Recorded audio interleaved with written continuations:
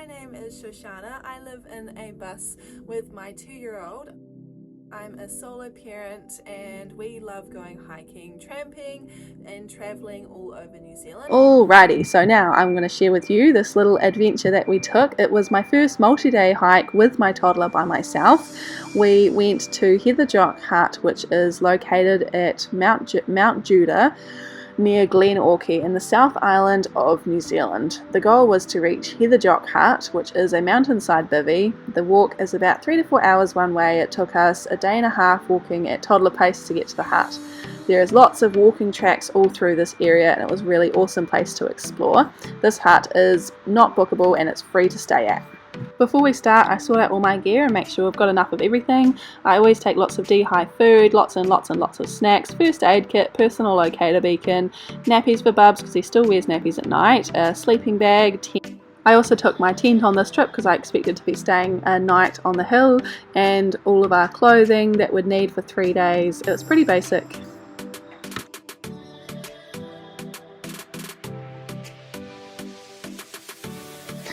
So we parked up at the Mount Judah car park and got ready to start walking. The toddler, my toddler, was not that keen on walking to start with. It took him a bit of convincing because he was quite happy just to kind of chill out on the side of the track and play. So yeah, it was a fun start. There he is, just kind of not that keen. Eventually we got a little bit of momentum and started running up the track, but it kind of goes for quite a long time on a 4-wheel drive track and it's a bit boring for a toddler. As you can see, he just kept wanting to go off the track and make his own way, which I would love to do, except I was kind of keen to get to this hut. Although at this point, being that we'd barely left the car park, I was kind of doubtful that we would reach the hut that day and would probably end up pitching a tent about halfway. I've learnt hiking with a toddler is a lot different to hiking by yourself. We spend a lot more time sitting around eating and drinking than actually walking, which is why the walks take us so long.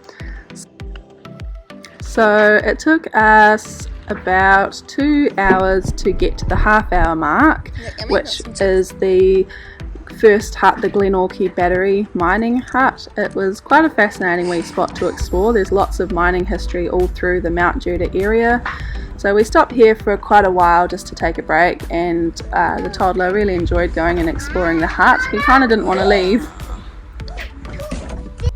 When we were ready to go again, I broke the strap off my backpack when I went to put it on, so that was a bit of a pain.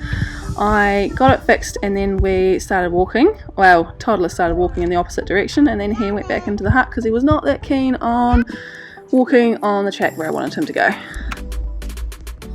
I decided I would try and put him down for a nap to see if he would sleep and then we could carry on because it was still pretty early in the day. He fell asleep almost instantly and slept for about an hour, so I decided to lie down and have a little nap as well. We had a good rest, recharge, and I woke up before him to have a snack, sandwiches for lunch and an orange. Always eat all of the heavy food like the fresh fruit first so that we don't have to carry it any further. I felt like we had eaten a lot of food already, but my pack was still weighing a ton. But anyways, it was getting quite hot. It was middle of the day, the sun was out. We slathered ourselves in sunscreen and carried on walking. Sometimes we walked on the track and other times we didn't. We found a creek to stop at and cool off and splash. Always found it's helpful to make my sun hat wet and then put it on my head to kind of cool off. We kept walking and finally got around a little bit further, and then a little bit further, that's Mount McIntosh up there I think, or Black Peak or something like that. Stopped for another drink break and another sandwich break, and then we carried on walking. The track up until the junction that heads off to Mount McIntosh and then the JOCK loop was relatively boring. Once we got up to there it started getting a little bit more interesting. It was quite exhausting trying to find ways to entertain a toddler, and I ended up carrying him for quite a bit of this part because we just needed to keep moving, just trying to get the momentum moving. Eventually we found a creek which was quite cool. He had a wee drink out of it and we stopped for a cool off, and then finally we reached JOCK Hut and there's a creek next to it, so we cooled off in the creek, had a splash and kind of a swim, and then we set up camp.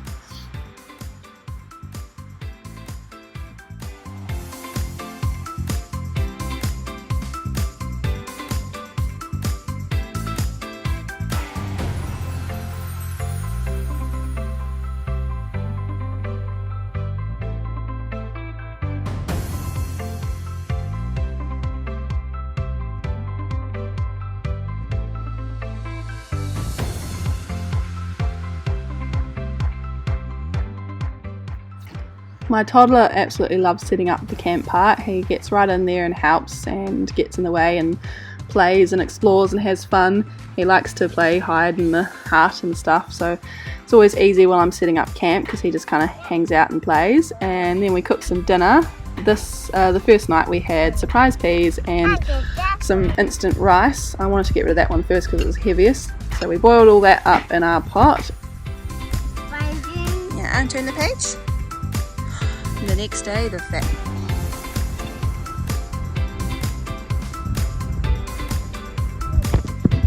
So while we're doing all the cooking of the dinner and stuff, I like to let my toddler help and learn about safety around the gas stove. Cheers. Cheers.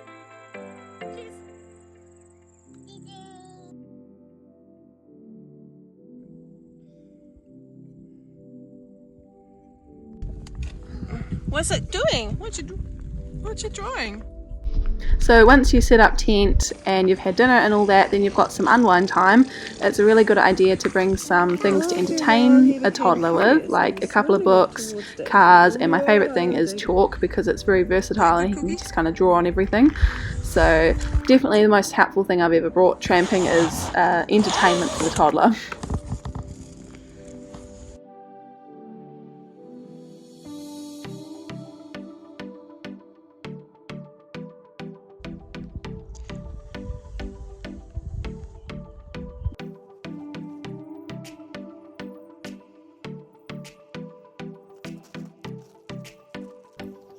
First thing in the morning, I wake up and Bubs is still asleep for quite a while. I really love and enjoy spending a bit of quiet time, just soaking up the fresh air in the mountains and having a cup of tea in peace and quiet. And then I can also cook us some breakfast while he's asleep, and then when he wakes up, he's got breakfast all ready to go. So my phone battery started going flat and my battery bank that I had didn't work, so I turned my phone off for this part of the walk to conserve the battery, and I just took these couple of videos with my camera. My camera is still a bit weird taking videos, still trying to get used to that. It took us a few hours to get up to the JOCK HUT. I don't know exactly, but Doc says it's only supposed to take 2. I think it took us more like 3 or 4. We finally reached the hut at about midday and it was awesome. The views up there were absolutely amazing. So when we got to the JOCK HUT, I cooked us up some food and we hung out for a few hours just enjoying the scenery and all the mountains around us. It was still really hot and we couldn't escape the heat inside or outside, but thankfully we had water from the water tank just outside the bivvy.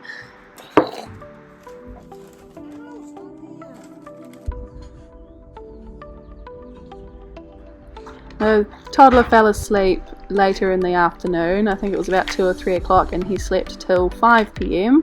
I potted around the hut and chilled out. I put his nappy from the night before, because he wears nappies during the night but not during the day, out on the rooftop to let it dry so that it was lighter to carry back on the way back down.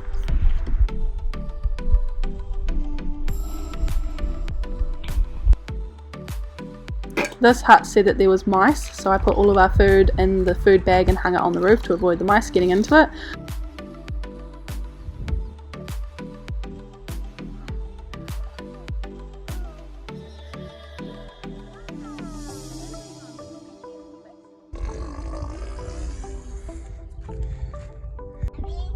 Yes. Well, it's 8 o'clock. We are in the hut. We've been here for about 7 hours. We arrived at lunchtime. And my phone's going a little bit dead, so I'm trying to conserve the battery. But I'm also going bored silly because Bubby is not going to sleep, even though I'm exhausted and ready to go to sleep. He is not having a bar of it. So we are just chilling out. And I got sprained my bloody ankle again. I tripped and twisted. So, tramping is so fun.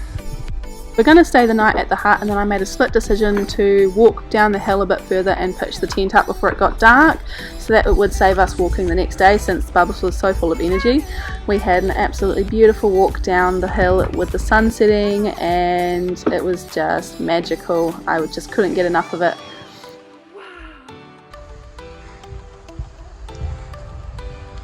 Almost at the hut. It was a little bit stressful for me trying to pitch up the tent and dealing with a toddler who was ready for bed, but finally we got sorted and snuggled into bed and had a good night's sleep, ready for a big adventure in the morning.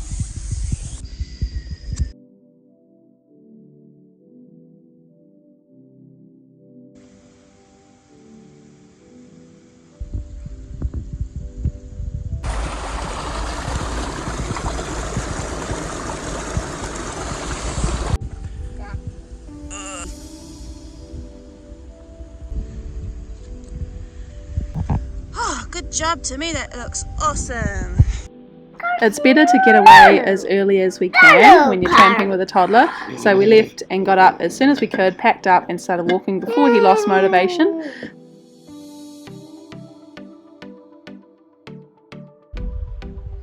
Hiking in the summertime is actually harder for us because my toddler doesn't really cope well with the heat, so the hotter it is, the slower he gets.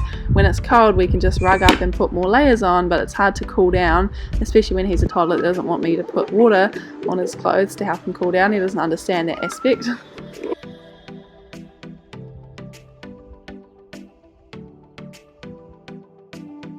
When Bub started slowing down and losing motivation, I would pull out my marshmallows and divide them up into tiny little pieces and then drip feed them to him down the track. So every time he walked about 2 meters, I would put one on a rock for him to find, and he always had to stop and see if he could find it, and it turned out to be a pretty fun game. As well as that, he also had to stop and examine every single little tree and bush on the track because everything is fascinating when you're 2 years old. Yeah, race track. Good job, Timmy. So yeah, and then we stopped for some more drinks and more food, more drinks, more food, more drinks, more food.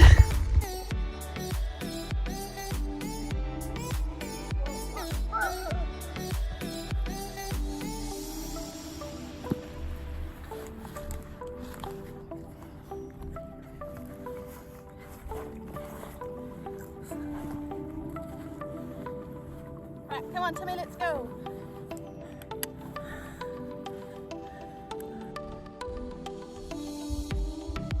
The sun came out and it started getting really hot again, and Bubs was losing motivation, so it wasn't that far to go.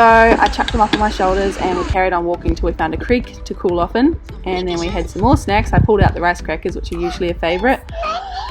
And then it wasn't too much further to the car. The last 10 minutes felt like the hardest, and then eventually we saw the bus and got very excited, didn't we, Bubby?